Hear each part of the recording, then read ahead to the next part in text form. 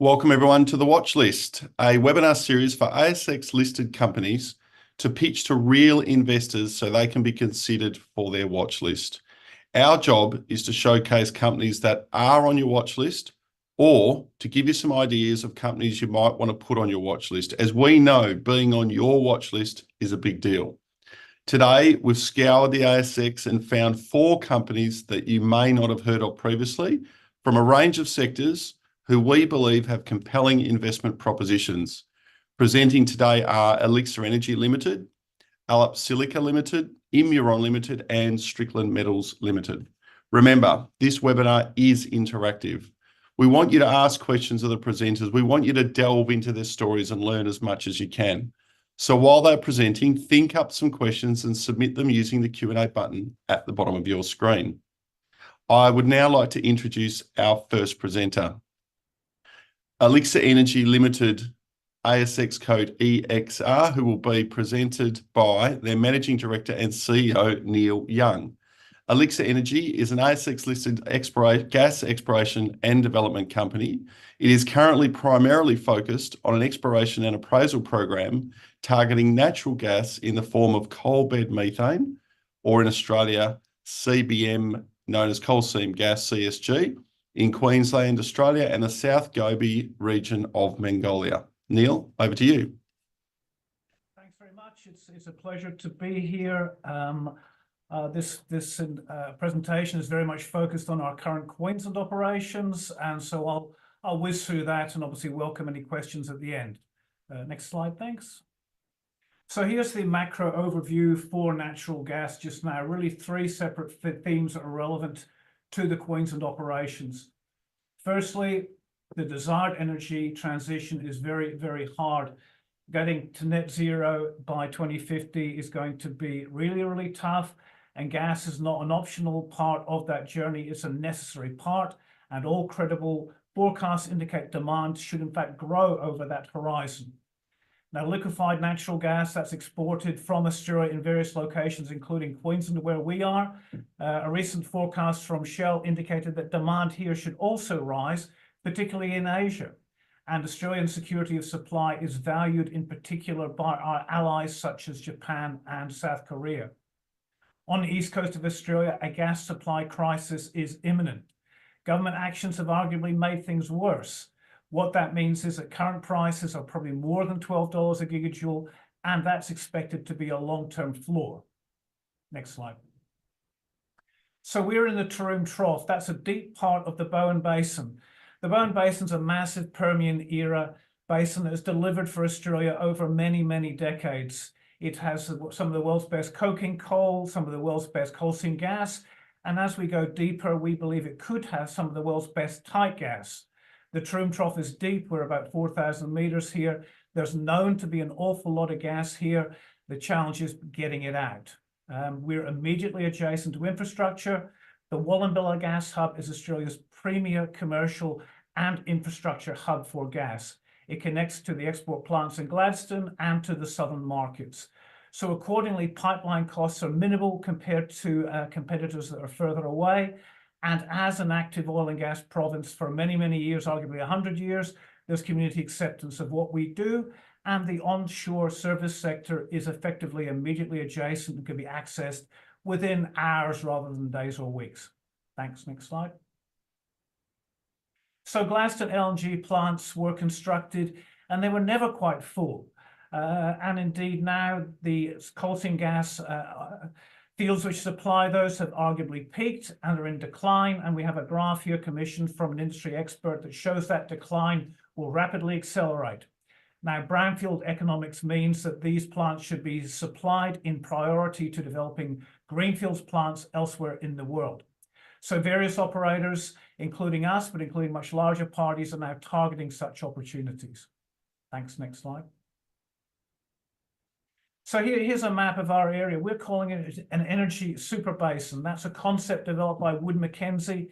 This is where big money wants to go. It's where not only petroleum exists, but also carbon capture and storage and renewables. There's substantial renewable investment in the area, and that's likely to grow. carbon capture and storage in Queensland centered on this area. And last year, we were pleased to do a deal with Origin Energy, whereby they contributed towards our well costs in exchange for data obtained for CCS. So the key is to reinforce that we are where big money wants to go. Thanks. Next slide. So there's a lot of energy infrastructure here. It's not a remote location. There are pipelines. There are significant electricity transmission lines. There are multiple existing gas-fired power stations supplied by the now peaking coal seam gas fields. There are new gas-fired power stations planned, such as at Cogan Creek.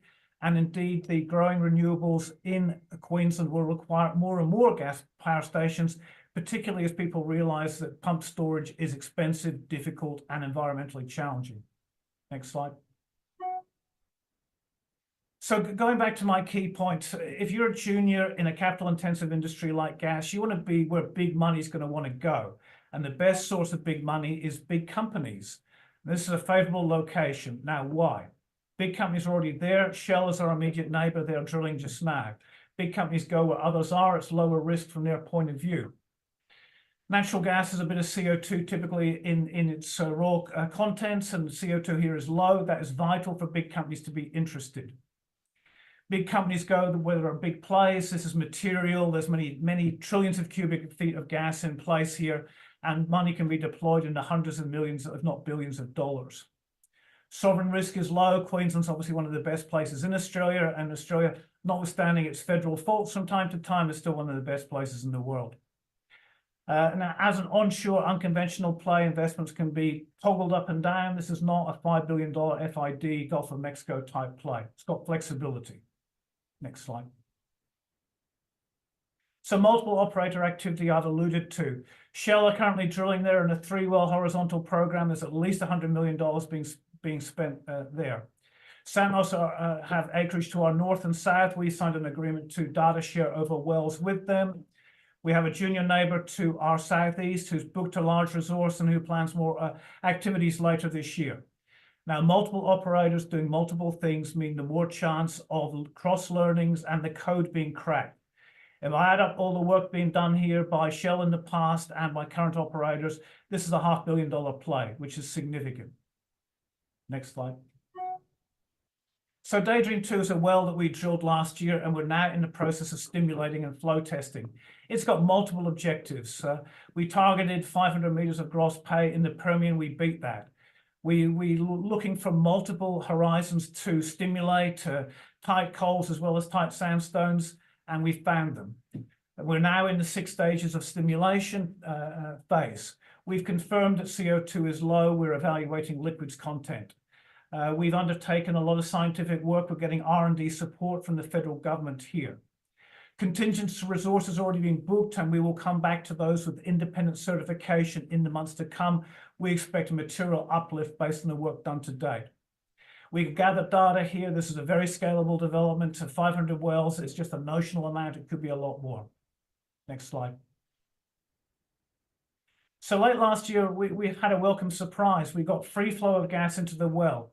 At our sort of depths, which are very, very deep and tight, that's never been encountered here before. We logged a lot of pay here in the tight sections. We free flowed gas from 4,200 meters, and we begged the question, is this another Perth Basin? Next slide. So we took samples from the well, we took them to a lab. We analyzed why did this deep formation flow, and we found scientific analogs with the Perth Basin, namely clay rims on the sandstones which preserve porosity in these deep depths. We confirmed the very low CO2. We discovered very high gas contents in the coals, and that led to a material uplift in our prospective resource booking. And once we flow those coals, we'll be moving that to contingent resources. Next slide. So initial flow test results from this free-flowing zone is called the Laurel Sandstone were impressive. This was conducted after a suite of defits and flowed at a stabilized rate of 1.3 million a day, a maximum rate of 2.3 million a day. The gas was dry without indications of condensate or water. We reaffirmed low CO2 again, and now we're moving into the next stage of stimulation phase. Next slide. So we believe a new play is being proven. At 4,200 metres, this is the deepest sustained natural flow of gas in Queensland, or indeed anywhere east of the Perth Basin in all of Australia. This is a pretty exciting play. Our neighbours are watching what we're doing. The industry generally is watching what we're doing, and a lot of investor interest has come in recently. Next slide. Here's a graph that indicates the sustained flow rates that I mentioned. Those are good shapes for gas. Everything is explainable. The data gathered is valid and will flow through into our updated contingent resource report and possibly reserves report in the months to come. Next slide. So here is our timeline for project delivery at the start of this year. Everything to date has gone to plan. The oil and gas industry can be tough and things can go awry. We've built in contingency for that successfully. We're now in the final stage of Daydream 2. That is stimulation and flow testing. That will follow in the balance of April and May, and results will therefore be due within weeks or thereabouts. Next slide. So in summary, the world needs a lot more gas for a lot longer, and LNG markets themselves are growing. In East Coast Australia, we have very strong pricing, a growing and imminent supply gap, and an ability to supply LNG trains, which have spare capacity. The Taroom Trough in the Southern Bowen Basin is exceptionally well located to supply those markets. Now, there's a growing need for energy security and a key role for gas in the medium term, and that's exemplified by gas buyers from the likes of Japan and South Korea wanting to buy more Australian gas and wanting to own Australian molecules upstream. The Taroom Trough is hosting a multiple operator appraisal program to date. It's one of the most active areas in Australia, featuring majors, medium-sized Australian companies, and juniors such as ourselves. An early success with a stabilised flow rate has already been achieved, and more will follow very immediately. That's it for me today on our Queensland project, and yeah, hopefully I've met my timing, and questions welcome. Thanks. Thanks, Neil. Great presentation and clearly doing some important work there on the East Coast.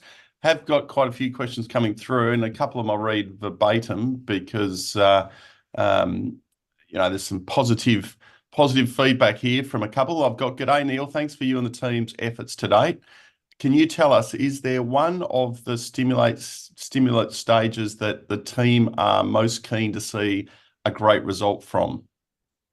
Well, it's like asking who's your favourite child, so it's a difficult question to answer. I think, to be honest, one of the probably lower flowing zones will be the coals, but because no one's ever flowed them before, that is possibly the most exciting. It can convert very significant prospective resources, start moving them into the contingent resources. It will indicate that the gas in place in the coals, which in our block alone is probably 25, 30 TCF, you get a small amount of that out, and it's a lot. And so that's very exciting. But as I say, that's the slightly favoured child, but we love all our children. And how does Grandis rank as a new supplier to the East Coast gas market compared to potential competitors? Well, I think a key point is a material potential competitor is now nearly finished, and that is Twiggy's been building an importing plant in New South Wales at Port Kembla. That has an ability to take a lot of gas into that state. He's invested hundreds of millions of dollars into that. Now, when that gas comes in, it will cost LNG costs plus the costs of regassing.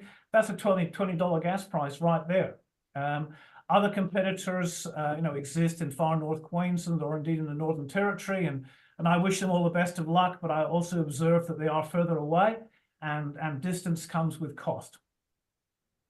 And just talking about prices, maybe a bit of crystal ball gazing here, but what are the expected gas prices on the East Coast?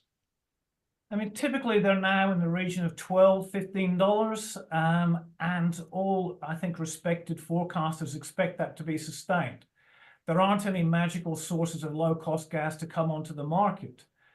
Demand has been reduced in some respects, but otherwise demand can grow, for instance, in gas-fired power stations, which in my and many others' views will be required to stabilise the grid as it has more renewables come into it. A good question here. Are there any community issues with respect to your activities in the Taroom Trough? I mean, this is one of the best places in Australia to have oil and gas. I think the first well in Roma was drilled probably more than 100 years ago. The Mooney oil field, which lies immediately proximus to us, has been producing since about 1960 or thereabouts. There's a lot of coal seam gas activity. There's a lot of communities here which have benefited a lot from that investment over the years. So there is acceptance over multi-generations. There are economic benefits, and accordingly, as I say, it's a really supported industry in the region. Now, we do respect the environment and those communities, and that's part of our job, but we're not facing people who've never seen what we're doing here before. Last question. Funding. What does funding look like going forward? I mean, we have a reasonably decent balance sheet just now. As I noted in our presentation, we have R&D support from the federal government for this well. We've got an advanced finding on that. We've got the ability to secure debt on that, and we've got a facility in place to do so. We're investigating potential partner opportunities with some pretty interesting counterparties, and we would expect some contributions on the fiscal front from any such deal in various ways. So we're feeling pretty good about this just now. Naturally, we're a non-revenue company, and we have therefore a number of avenues to pursue to deal with these matters, which we are doing so. Great.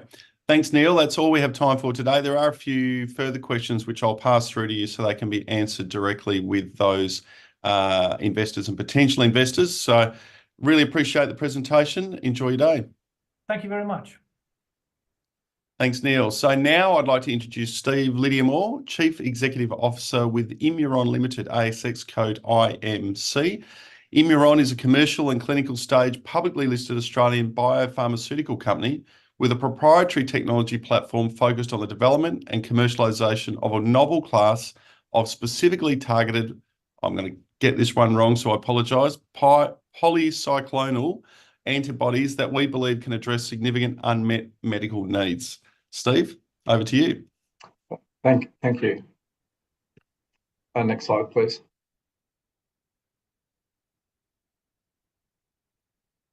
And the next slide.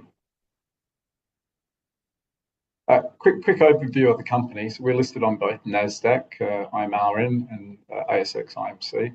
You can see that we're a little bit unusual for a biotech company that we have not only clinical programs, so 4 clinical programs, but also 2 commercial products, one of which Travelan is sold in 3 countries around the world, Australia, US, and Canada.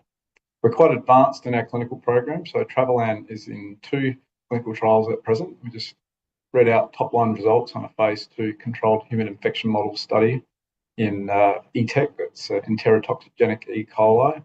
And we're planning to get our clinical study report completed June, July, which will be submitted to the FDA. And following that, we'll have a FDA phase 2 meeting with the view to moving into phase 3 next calendar year.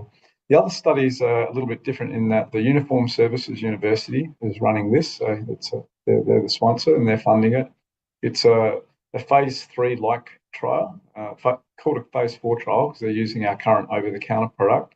And they're comparing this in a placebo-controlled trial in US and UK military personnel travelling to high-risk regions. And just updating the numbers here, last time I updated this, it was 50% of target. We're now up to 64% of the target 866 military personnel. The other program is Camp ETEC, and this is Campylobacter and enterotoxigenic E. coli. A similar trial to the Travelan trial. It's a phase 2 controlled human infection model study, studying healthy volunteers that have been volunteered to be infected by Campylobacter to see whether our Camp ETEC product can prevent that from infecting them. That's due to read out in June, July top-line results, so upcoming milestone there. The product Travelan that we're currently selling on the market, and I'll show you a slide in a minute, is growing very strongly. We came out of almost 0 sales during COVID, which is not unusual for a travel medicine. And we're up more than 100% last financial year. And in the current financial year, we're up another 154% again. You'll see the graph in a minute. It's quite impressive. We're evaluating options to enter into new markets, international markets, likely the UK market will be first, and also to add other products into our portfolio. I won't go through the financials or the shareholders. You can read those at your leisure. So next slide, please. There's a little bit of detail down the bottom here, which I won't go into, but these are the types of bacteria that cause travellers' diarrhoea. And you can see the ETEC, so Enterotoxigenic E. coli, is the largest, and a number of others there, so Campylobacter and Shigella and Salmonella. Travelan has activity against, and that's why the US Department of Defence is so interested in our product. They also spent a lot of money with us through Department of Defence grants doing preclinical research showing the cross-reactivity of Travelan against a broad number of different bacterial species which cause problems for people travelling to high-risk regions. This is a big market, so it's $1 billion market and it's growing quite strongly. And on the back of increased international travel, people that travel to these regions can expect somewhere between 30 to 70% of the time to get travellers' diarrhoea. It's not something that any of us want. So high unmet need for a product which there are no currently reliable vaccines or preventative medicines approved by the FDA for travellers' diarrhoea. Next slide, please. Just touch quickly on our technology platform. So this platform can work for any targeted pathogen, and that could be a bacteria or a virus. The first step is that we develop a specific vaccine for that pathogen, and then we inject the cow with that medicine. So we're not injecting humans, we're injecting the cow. And in response to that vaccine injection, the cow produces polyclonal antibodies. That's the word that struggled to pronounce before. And those antibodies are expressed in colostrum. That's the first milk that the cow provides to the calf. And you're probably familiar with the colostrum. It's taken as a health food supplement. And in of itself, it's very good because it's that first milk. But in addition to all those benefits, you also get the polyclonal antibodies for the targeted pathogen. And that neutralizes the toxin and clears it from the gut, stopping you from getting that infection. On the right, not approved by the FDA, but are approved in Australia, are the claims that we have for prevention and relief of travellers' diarrhoea. So next slide, please. These are our latest sales results, and you can see in FY21, middle of COVID, almost zero sales and a very strong uptick on sales going through to the current financial year. We're already at record sales for the history of the company. We've been selling this product in Australia since 2004, and there's another quarter to run. So hopefully it will extend beyond the reach of this particular chart. So next slide, please.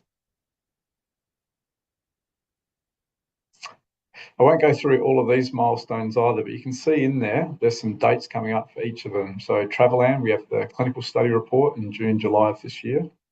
We have the Clostridioides difficile markers. This is a problem bacteria that causes problems for people in hospital, especially those that are immunocompromised. We are planning a pre-IND submission before the end of this financial year.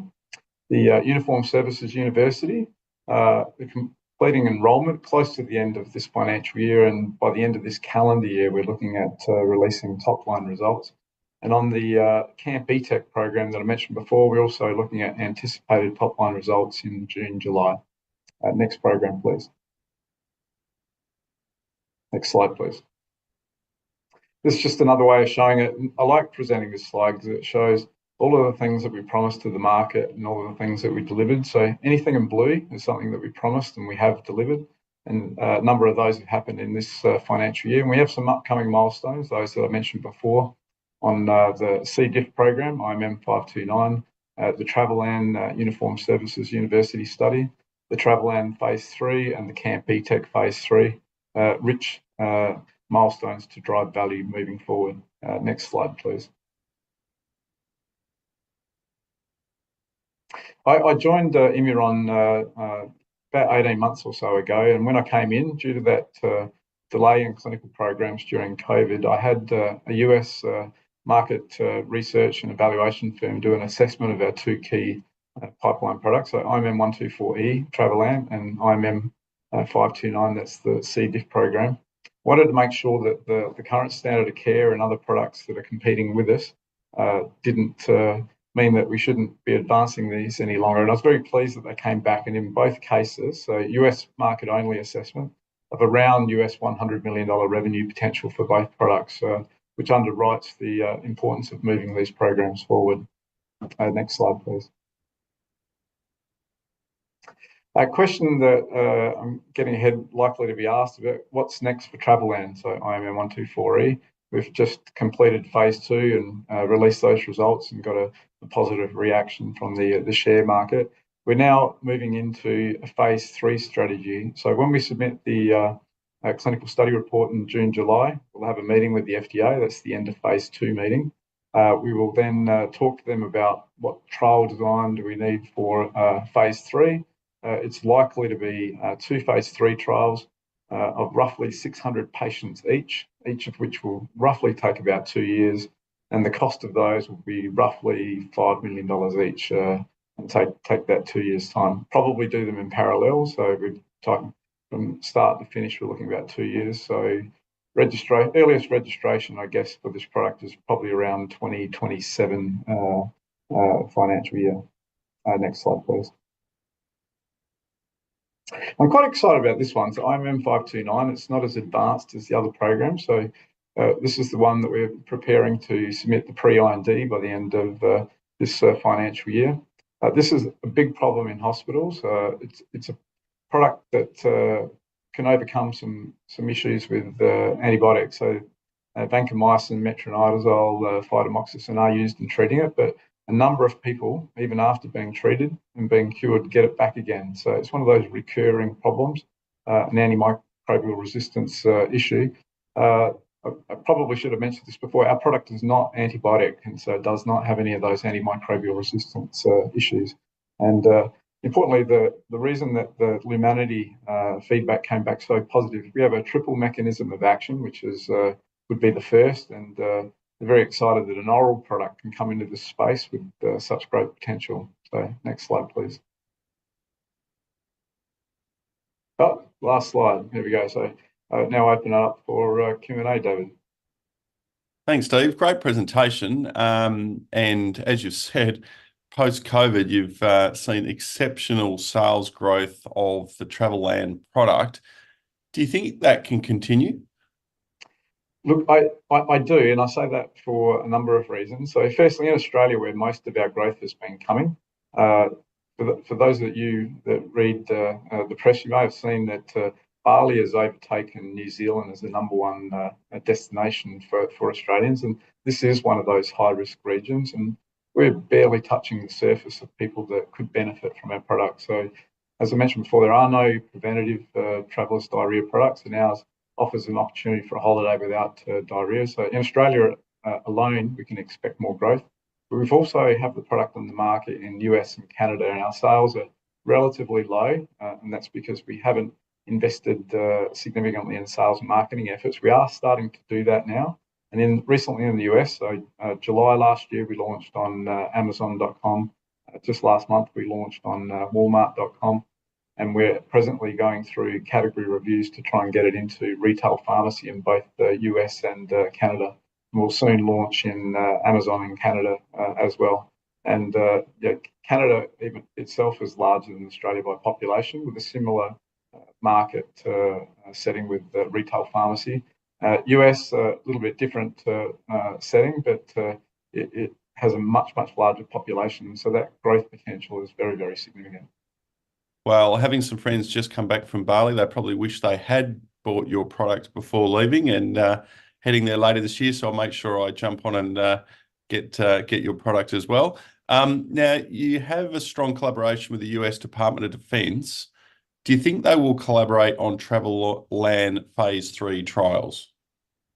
That's a very good question. So when we released our phase 2 results, we did indicate that we will be seeking non-dilutive funding to assist with funding the phase 3 trial. So in the first slide, if you have a look there, as at end of December, we have about $15 million in cash, which is not too much less than our market cap. That can fund a lot of it, but obviously non-dilutive funding from grant sources like the Department of Defense is welcome, and they have funded most of our preclinical research, and we will be meeting with them. There's a military conference in May that Chief Scientific Officer, and I will be attending, and we'll have those discussions about grant funding for phase 3 trials for Travelan. And is there an opportunity to work or collaborate with other defence departments globally? We already are indirectly. The Uniformed Services University study that I mentioned before, that has patients not only from active US military travelling to high-risk regions, but also UK as well. So in a sense, we're collaborating with UK military personnel as well. We haven't in Australia so much just because it's a much smaller market potential. But yes, as these trials progress and we get positive results, military around the world will be interested, and they validate, if you like, the technology, and we can use that in marketing efforts for the general consumer. The general consumer is still a much bigger market opportunity in that so many people now travel to exotic locations, many of which fall into those high-risk countries for travellers, diarrhoea and other pathogens. Now, you mentioned the UK from a defence point of view. Is it a new market for Travelan? And how far away do you think you are from being able to sell into that market? It is a potential market, and on the back of a successful launch in the US on Amazon.com, I'm cognizant that of the Amazon markets around the world, number 2 is Germany, closely followed by the UK. The UK for us has some advantages in that it's an English-speaking country, and we're more familiar with it. So it's very likely that in financial year 25 we'll be launching Travelan in the UK market. Another good question, I assume, from a shareholder: if phase 3 Travelan work is successful, would the current 200 milligram multi-dose product be phased out and you'd revert essentially to a 1200 milligram dose, and would you sell that sort of in a singular form?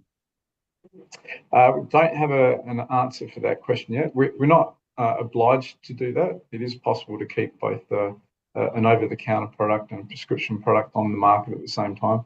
I would imagine that the prescription product may have tighter specifications and some differences, whether that's in the active ingredient or the finished product formulation itself. And for that reason, the two products could coexist on the market.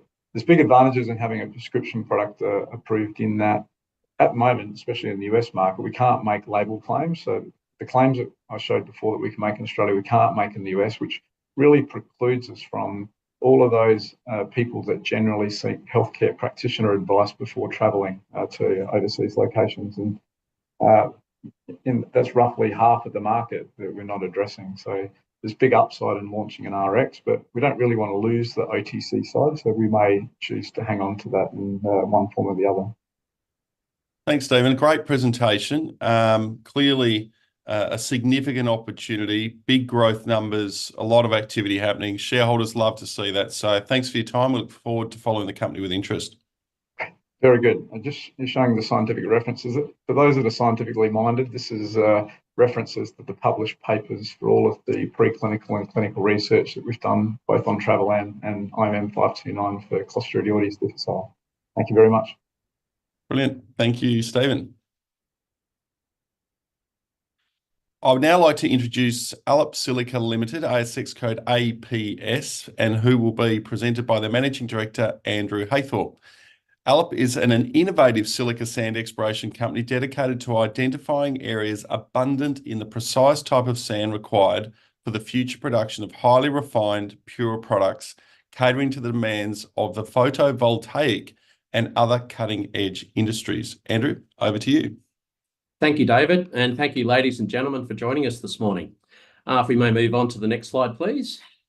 The all-important disclaimer, please read that at your leisure, and onto our corporate snapshot. Thank you very much.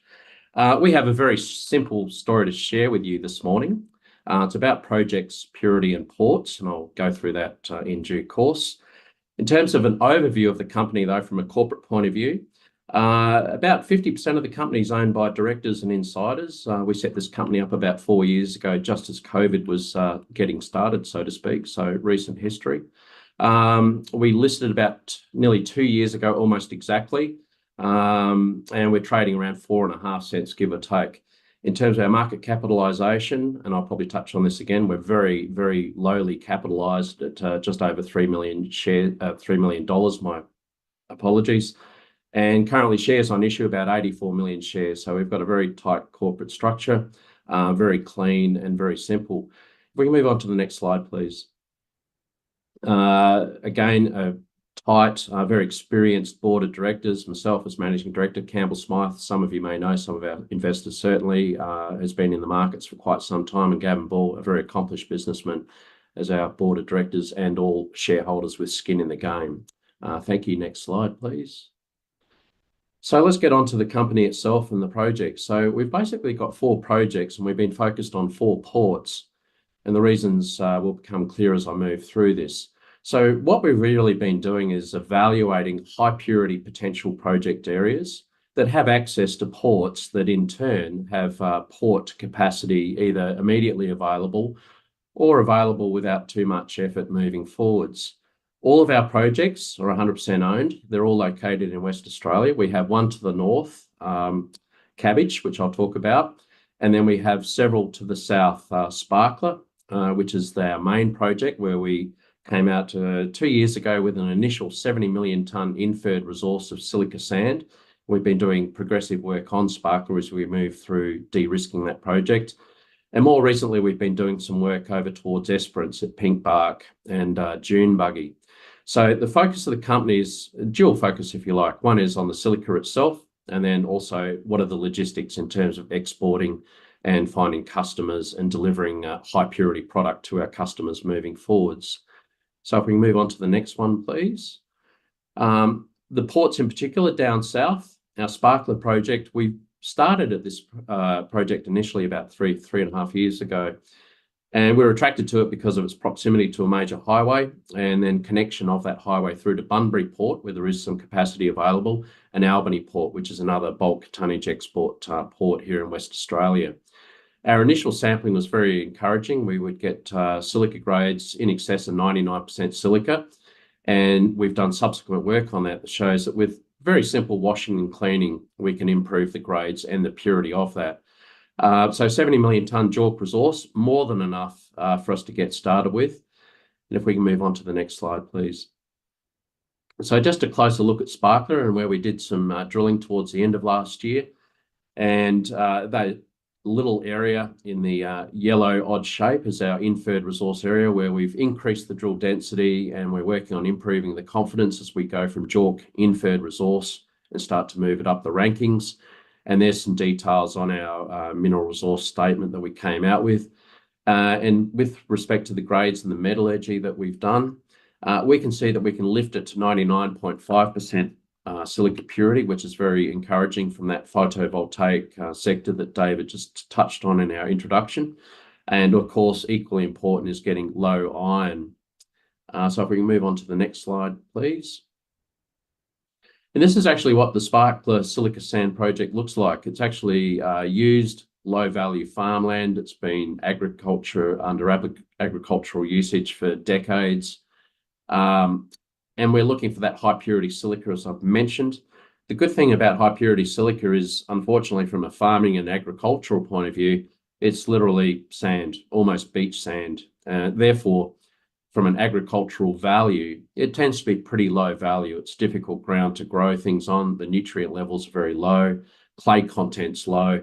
In fact, all the things that make it a great sand deposit from a silica sand and a purity point of view is what makes it less attractive from a farming point of view. So this area is also, for that reason, attracted our attention early on, and that's why we've been back for multiple drill programs over the last couple of years, gathering further bulk samples and then working towards securing customers. Next slide, if we may, please. So in terms of high purity silica sand, this is a slide that shows the relatively raw silica sand on the top left corner. You can see little black dots and impurities, which is the way nature provides it. But as we move through screening and sizing the sand, we can improve the purity of it just by simple screening. Gravity separation using spirals, just water and letting gravity do the work to, again, separate the silica from the impurities. And then as a final stage, using magnets to pull any residual iron out of the silica, then gives us a very simple, very low cost processing to take it from raw silica sand in the ground and then upgrade it to the high 99+% level of silica, but also bringing that parts per million of iron down to around 100, which is specifically targeting the photovoltaic sector, i.e. solar panels. Thanks. Next one, please. So cabbage, the one to the north, we selected that again because we could see some high purity silica opportunity at surface from our initial work. And then initial sampling confirmed that in some areas we get very clean silica, which was a very pleasant surprise. And the good thing with cabbage is it's only 4 kilometres from the major highway number 1. And highway number 1, of course, connects through to Kununurra and onto Darwin. But what we're really interested in is the fact that it also connects through to Wyndham Port, which is about 90 kilometres from the project site by road to Wyndham. And one of the two attractive things about Wyndham, one is the capacity is, let's say, very generous. It's a very underutilised port. The second thing is being located in far northern Australia. It's got great proximity to the Asian markets, which of course is where a lot of Australia's commodities are destined for further processing and upgrading and turning into finished products, consumer products across the board. So Wyndham also has potentially a great freight advantage in terms of freight cost for us to deliver product to our customers. So that proximity is very interesting.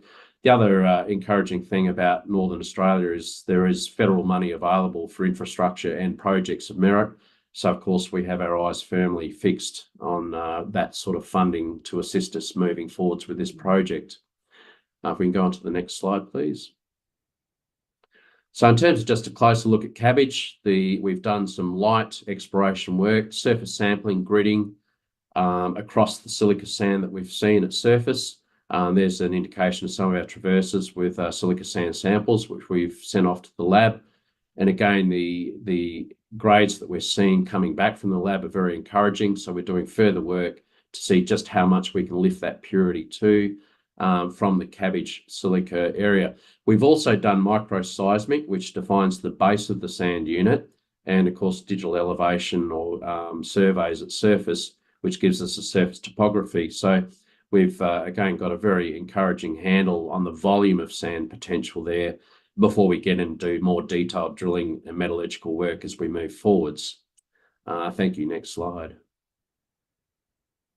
So in terms of a bit of an aerial view of cabbage, you can see highlighted to the top left-hand corner is some orangey coloured sand, which is not so much of interest because it does have higher iron content. You can see that reflected in that slide. But to the bottom right, you can see even though the silica grade might be a little bit less just on the raw grabs, the iron is also lower. So each silica deposit has its own unique characteristics, just like each port has its own unique characteristics as to where it's at with infrastructure and utilisation. So we look at each silica deposit and we do this very quick, very low cost cursory examination of looking at the silica grains under a microscope, seeing it to the lab and seeing what's most amenable to giving us a high purity product with very low cost. So it's almost direct shipping ore is what we're looking at here, and a copy of the helicopter, photo of the helicopter there on site where we did this initial grab sampling program last year. Thank you. Next slide. So as I said, it's a very simple story. It's really about proximity of our high purity silica deposits to the ports, and in turn being able to then ship that tonnage from the ports to the customers. We've de-risked the project by we continue to focus on 2 or 3 projects at any point in time to see which one we can get across the line first in terms of production, signing up customers, financing going into commercial production. And we have a great opportunity, I think, to develop a whole new export industry, not completely new, I might add, but from a share market point of view, a new industry in terms of exporting a new high purity silica strategic commodity to the Asian markets and create a new industry opportunity for West Australia and Australia alike. And that's really the end of my presentation. Thank you very much. Last slide. Thanks, Andrew. Great presentation. Interesting product, as you touched on. Just looking at demand, what are you seeing from a demand point of view for the product? The market's at a very interesting stage. The world's largest exporter of high purity silica globally is actually Australia. It's actually far north Queensland, Cape Flattery, which some of the viewers might be familiar with. And Cape Flattery's been operating, I think, for just over 50 odd years now. But we understand that that project, which is 100% owned by the Japanese for the last at least 40 years, is running down from about 3.5 million tonnes per annum of export high purity silica, again, mostly into the Asian markets. That project is running down in terms of its ability to continue to produce. So with that immediate 3.5 million tonne sort of shortfall looming as we move forwards in coming years, that's creating new opportunities for junior resource companies such as Allup Silica. So we're very interested in that. And then also from a pricing point of view, if I may add, silica, especially the high purity silica, is really being pulled by very strong demand for solar panels, photovoltaic solar panels like low iron content silica. That's what eliminates most of the deserts and most of the obvious places for sand supply around the world because of the iron staining that goes with a lot of desert sand. So the clean sand is what's actually quite difficult to locate. And that's where we've got these 4 projects that we're moving forwards with. And then, of course, the price is looking very encouraging because the cost of a solar panel, of course, is many hundreds of times more than the cost of the raw commodity. And the demand for solar panels is just growing all the time, and hence the demand for high purity silica sand. And as I just touched on, the world's largest exporter from Queensland is looking at reducing their production moving forwards as they get towards end of life of mine. When do you start talking to potential offtake partners and or users? We were being approached and contacted regularly right from the get-go about 3 years ago. So we maintain regular updates with the customers as they continue to scour around themselves to find new sources of supply, not just to meet imminent shortfalls perhaps from existing production, but also to meet their own expansion needs, because there's not much point building a big factory to produce more solar panels if you can't supply it with high purity silica. So it really is a chicken and egg that we're working with customers to resolve. And of course, in that, there's a business opportunity for us as a company and shareholders. Now, you clearly went to the market with a proposition of focusing on infrastructure and being close to potential port solutions. Is the other sort of sell, if you like, the environmental advantages over peers? Absolutely. One of the other things that's driving global supply of silica, just generally speaking, is ESG, of course, environmentally and socially responsible silica. And as soon as you apply that layer of governance requirement to existing supplies of silica sand, it gets even tougher, because most of the silica traditionally around the world has been mined near the coast, near cities, near major urban developments.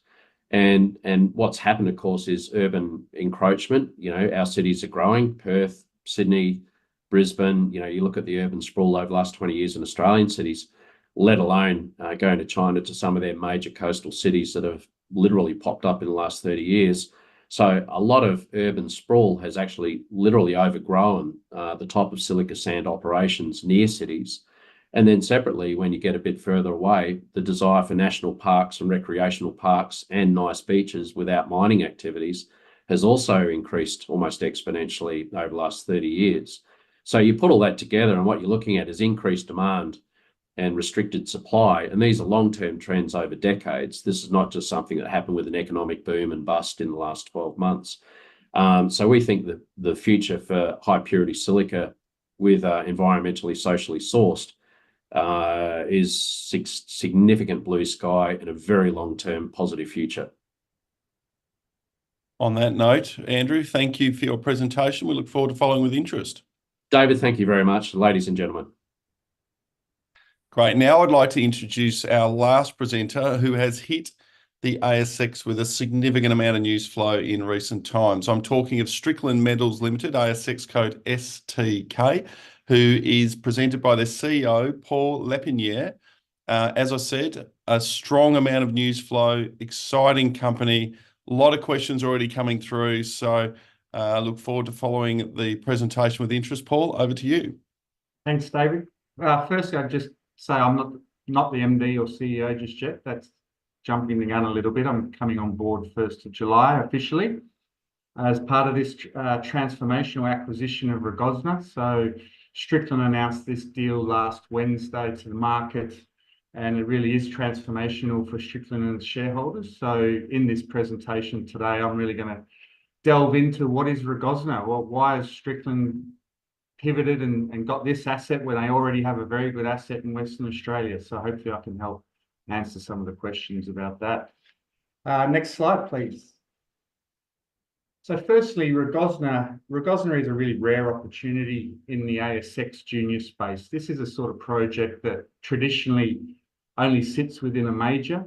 In fact, this specific project has been held by majors and more recently private equity for over 20 years. So it's never seen the light of day on the ASX. It's rare because it has significant scale. So already over 5 million ounce gold equivalent. Of that, about 60% is gold, 20% is copper. That's just in 2 deposits. So currently we've got 4 deposits defined by over 100,000 meters of drilling. So the other 2 deposits currently don't sit in resources, but they occupy a larger area than the existing resources. So the upside here is significant. In terms of location in Serbia, we'll touch on a bit more about Serbia shortly, but we are in an operating mining district in Serbia. So we're in the Trepča Mineral District, one of Europe's largest zinc, lead, silver mining districts historically. In terms of the team, myself and John Hronsky, partners of Iberia, we're stepping out of Iberia and joining the Strickland team as part of this transaction.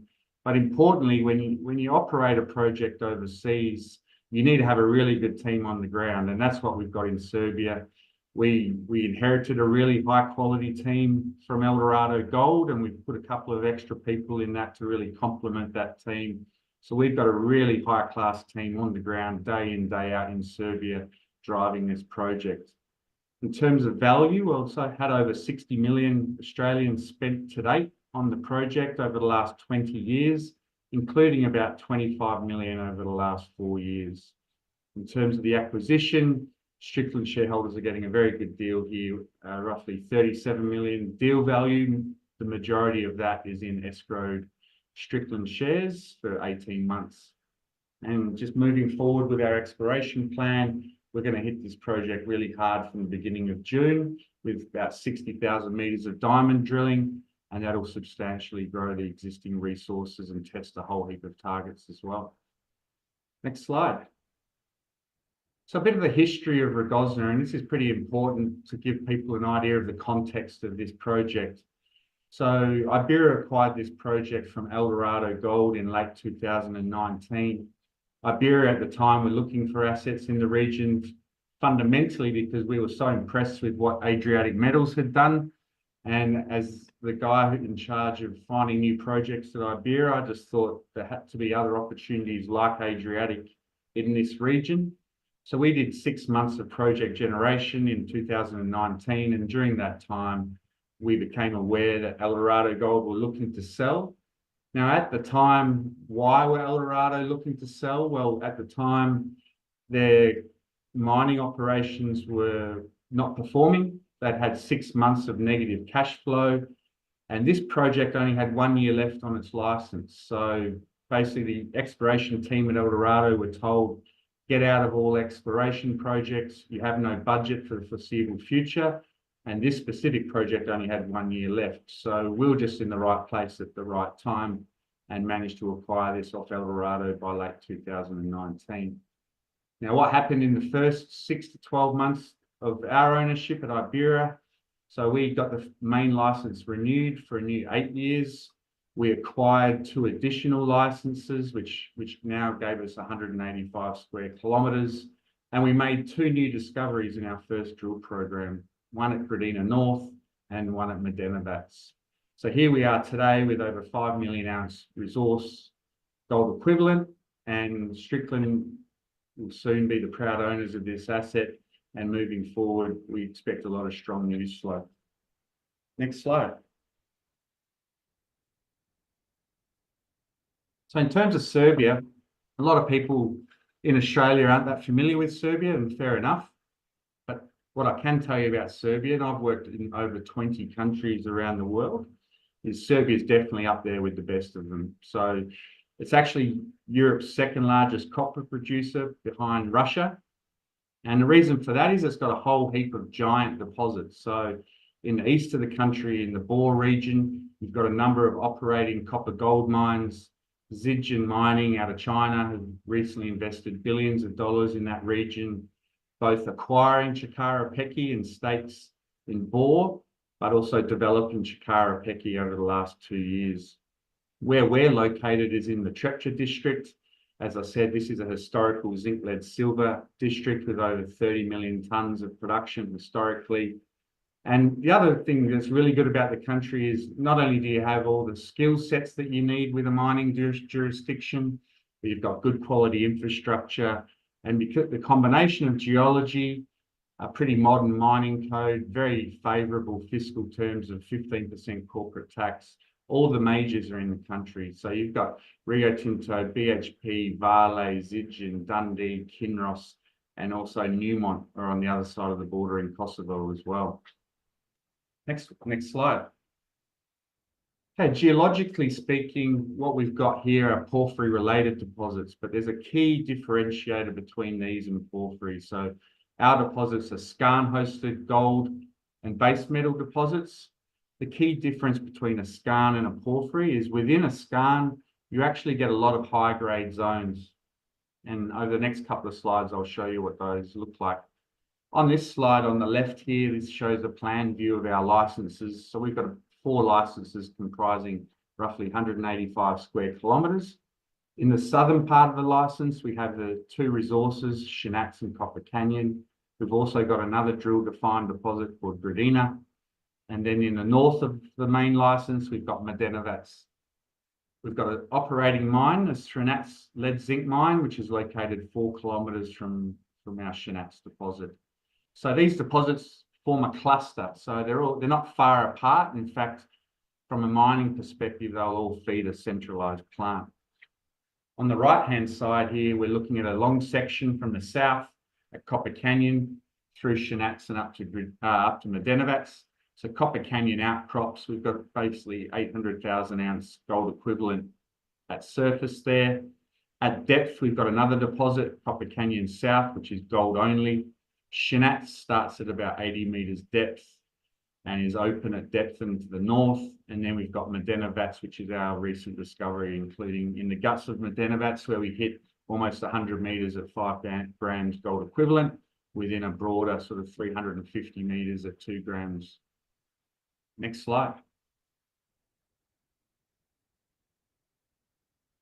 So one of the key aspects of this project is really the optionality. So with each of these deposits, you generally, when you're drilling them, you get a very broad, lower grade intersection, generally anything from 100 to 400 metres thick, running 1 to 2 grams gold equivalent.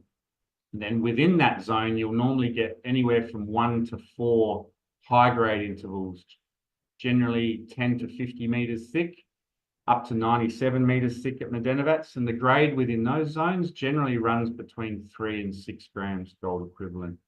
So you get a level of optionality on the grade tonnage curve from bulk scale, bulk tonnage, down to more moderate scale, higher grades. And then each of these deposits has a slightly different metals mix. So Copper Canyon is roughly 50-50 copper gold. Gradina is basically 90% gold. Shinats is 80% gold and copper, and Medenovac is 60% copper and zinc. So you also get a level of optionality around which of these deposits do you want to hit first and bring online first. Do you want the more copper-rich deposits because of obviously all the copper demand moving forward? Obviously, gold price is really good at the moment. So do we hit Gradina harder because that's 90% gold and it's the highest grade gold? So as I said, this project has a lot of levels of optionality built into it. Next slide. Okay, Shinats. So Shinats is currently the most advanced deposit. This one's got 4.6 million ounce gold equivalent. But a really key aspect of Shanac is within this bulk tonnage ore body, you've got a very nice, relatively coherent high-grade zone. So on this long section here, the high-grade zone averages 25 meters thick at about 3.3 grams gold equivalent. So whilst the overall ore body is a big bulk tonnage, lower grade ore body, within that, you've actually got an ore body within it that's actually higher grade. And through the guts of that deposit, you've got up to 20,000 ounces per vertical meter, which is pretty much unheard of in Australian projects. The other key aspect of this deposit, the current bulk block model, there's no constraining or domaining of the high grade zones, and it's a diluted MIK model. So the actual grades within this deposit are actually higher than what's in the model. Next slide.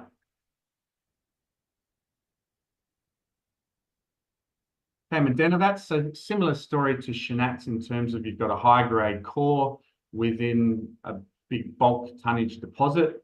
In the case of Medenovac, the guts of that core is roughly 5 grams gold equivalent and almost 100 meters thick. It's been drilled along 600 meters of strike. But the other key thing for Medenovac is there's actually 2 parallel zones of mineralization. So one at Chesme, there's one old hole there, over 100 meters of mineralization, including roughly 36 meters at 3 grams gold equivalent. And at Kotlolvi, there's no drilling, but we've got the IP anomaly, which maps the alteration above these deposits. And we've got outcropping mineralization in the volcanics. The other key aspect from Medenovac is all of the geophysical data sets, all of the drilling, all of the alteration points to there being strong potential for a porphyry at depth here. So in that bottom right-hand image, what we're looking at there, you've got a large magnetic anomaly sitting underneath the skarn deposit. And this is the same spatial context that you'll get in all the giant porphyry deposits such as Erzberg and Grasberg. Next slide. Okay, Gradina. So this is back to the south. So this is about 1 kilometre away to the south of Shanac. So this is the highest grade gold deposit. It's got very simple metallurgy, over 86% met recovery. Key thing for Gradina is it actually hasn't been drilled near surface. So the reason for that being is the access tracks here through the valley to the west. And we've got some serious drill hits, 50 meters up to almost 5 grams gold. A lot, generally multiple loads, 10 to 30 meters thick. And it's all up dip towards surface where we've got soil samples running up to 1 gram gold. The density anomaly also projects towards surface as well. So one of the first things we'll be doing in June is putting a track in up the hill here and drilling it at shallow levels. Next slide. Okay, just 500 meters to the east of Gradina, we've got Copper Canyon. This is essentially a 50-meter thick blanket of copper gold running 1 gram gold and 1% copper surrounded by a lower grade halo. It's got 800,000 ounce gold equivalent in a $2,000 pit, and about 200 meters underneath that, we've got a gold only deposit called Copper Canyon South, which has got a few drill holes, including almost 40 meters at 3.7 grams. And that doesn't sit in any resource at this stage. Next slide. In terms of exploration, so one of the great things about this deal for both parties is, this is a serious project and we're going to be able to hit it really hard and do it justice. So 60,000 meters of diamond drilling planned over the next 18 months. A bit over half of that will be resource drilling focused on Medenovac, Gradina and Shanac. So we are aiming to double the resource within the next 12 months. But just as important, we're going to drill at least 25,000 meters of exploration holes. So we've got a target pipeline of over 20 targets. Several of those already have significant intercepts. So we're really only 1 or 2 deposits away from, showing that this project has the potential to get north of 20 million ounce gold equivalent. Next slide. So in summary, really what I'm hoping investors, including existing shareholders, walk away with today is really an understanding of what this project can deliver. And and ask yourself the question, what do you think this project will be worth when we double the resources over the next 12 months? What do you think it will be worth if we find one or two more new deposits and start providing that visibility towards 20 million ounce gold equivalent? Because once we have that visibility, this project is firmly within the top 50 projects globally. And then if we can emulate the success of Adriatic Metals and push this project through studies and towards development on that sort of scale of resource, what do you think this project and Strickland Metals will be worth at that point? And that's really it. Thanks, Paul. Great presentation. Significant acquisition, as you mentioned, and clearly going all in on Strickland. So shareholders love to see that. A stack of questions, and I'm going to try and sort of group them together to make it easier to answer. Particularly, or focusing initially on Serbia, what is the operating environment like, and what is the permitting process like? So from the operating environment, it's one of the easier places I've worked. I've worked a heap in Africa and Asia and Australia. So operating, I can call my guys today and say, can we start drilling in a week? And I'll have a rig there in a week, and we've got all of the approvals in place already to drill. So drilling cost-wise, Serbia's relatively low cost. So diamond drilling all in costs about $110 a meter. So that's probably 30% cheaper than Australia. And there's plenty of rigs available because of the mining industry there. So certainly operationally and getting the job done, I find it really straightforward. Permitting from the exploration side of things, we found it to be quite straightforward. You get 8 years of exploration license before you need to convert to a mining license. So we've used the first 3 years already. So we've still got 5 years to go on the main license. To convert to a mining license, you only need to have inferred resources by JORC standards. So once we've drilled Medenovac and Gradina to resources, there's nothing stopping us from starting that permitting process for that main license. And in terms of metallurgy, a couple of questions here. How much work's been done, and have you got any results to speak of? Yep. So we've been doing metallurgy work since we first acquired the project. So we spent about $500,000 to date on met test work. It was certainly one of the question marks when we were doing DD on the project in 2019. There hadn't been much med test work. And as most people would understand, polymetallic deposits can be quite tricky. So we've done met test work on all 4 deposits. The results to date have been very positive. So for 3 of those deposits, we've pretty much identified the flow sheet with acceptable sort of roughly 80% recoveries. So Copper Canyon, you get over 90% copper recovery. Shanats, you get basically 80% copper gold recovery. Gradina, you get 86% gold recovery. The one deposit to date where it's been a bit trickier has been Medenovac because of the higher zinc content, and zinc being mainly sphalerite and chalcopyrite for the copper, they have similar float characteristics. So to date, for Medenovac, we've got very good zinc recoveries, over 80%, but the best copper recovery we've got for Medenovac so far is about 75%. So Medenovac needs a fair bit more work and a lot more drilling. It's obviously the least drilled of the deposits as well, but certainly, the early indications are very good. And what evidence is there to support the porphyry, copper, gold, and other resource upside potential? On the porphyry front, so generally if you've got a scale of a skarn system of this scale, there's a general rule, which is firstly, you're 10 times more likely to have a mineralized porphyry nearby. But certainly specific evidence, so for Medenovac, for example, in the drilling at Medenovac, we've got high sulfidation epithermal veins in the base of the deeper parts of the holes, and these are sort of veins you typically get sitting above a porphyry. We've also got the geophysical anomalies, so we've got a very large remnant magnetism anomaly sitting beneath Medenovac. We've got a very large resistor as well in the EM data, which is what you'd also expect in a porphyry environment. And then you've got the alteration. So Medenovac has really strong hematite alteration So it's indicative of an oxidized system.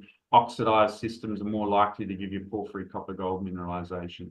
In terms of the other upside, just in the skarn style deposits, as I said, we've got Copper Canyon South, which has got already drill holes into it. We've got Chesme, which has got drill holes into it. We've got Jezerska Reka, which we discovered last year, has 800 meters of alteration and mineralization from surface. So we've got 3 or 4 prospects already that we know are mineralized and just need more drilling. And that's not including the other 15 or 20 targets on top of that. Now, I understand you do have drill results pending. What's your expected timeline on delivering those to market? So now that we've announced this deal, we'll send those samples to the lab. We drilled 2 holes earlier this year in January, February at Medenovac. And so we'll send those samples to the lab now. We should get those results in the next 3 to 4 weeks. A good question here. Clearly a shareholder who knows their business. Copper Canyon has some shallow near surface mineralization. Is open pit an option there and elsewhere? So open pit, so it's obviously been optimized open pit, and it's technically doable. In terms of whether we want to down the track develop Copper Canyon as an open pit, I think time will tell on that. Certainly, all the other deposits are underground, and we're very comfortable with that. All the historical mines in the Trepcha district are predominantly underground. There is small open pits around the place, including at that Shrinats mine, but certainly for us, Copper Canyon as an open pit isn't forefront of our mind at the moment. And a good question here, when people look at investing in resources companies, sometimes they're explorers, sometimes they're developers, sometimes they've got an eye on production. Where do you see you and the new management team coming in? Are you focused on getting these into production, or are you looking to just explore them to grow them as big as possible?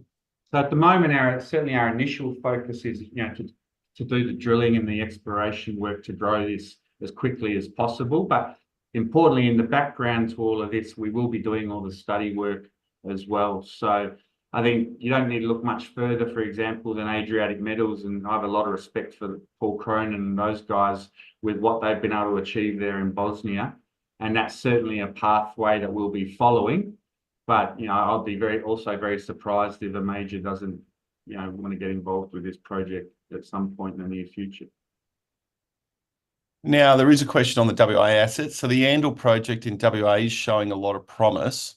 Is there intention to produce that asset or to continue selling it to the likes of a neighbour? So you're going to continue with the asset, or we're going to open? That's a really important part of the story as well. So certainly from an Iberia perspective, we really love that asset, and obviously Strickland and its shareholders love that asset too. So we think it's really complementary. It's of high strategic value. So the exploration plan for the Yandal actually doesn't change at all. We've got 2 rigs there now. We're going to continue hitting that project really hard as well, because obviously the value of any ounces we find there are huge given the proximity to Jundee. And certainly, we're not shying away from the fact that, we can grow that resource pretty quickly as well to sort of north of 500,000 ounces. That there's, high potential to do another Northern Star deal there as well. Paul, a great presentation, clearly a transformative acquisition that's excited not only your shareholders, but the market generally. Incoming CEO, but clearly all in on Strickland Metals and its assets. So we look forward to watching with interest. Thanks for your time. Thanks, Dave. As I said in my introduction, the purpose of this webinar series is to give you the opportunity to engage directly with companies that are on your watch list, or to give you ideas of companies you might want to potentially add to your watch list to follow them in future. So look at your watch list. Let us know if there are any companies on there you want to hear from, or companies you're doing a little bit of research on that you want to hear from as well. I'd like to thank each of you for watching and being part of today's webinar, and for each of the company presenters for the introduction to their respective companies and the value proposition they present. We'll see you again in a few weeks' time. Thanks everybody for your time.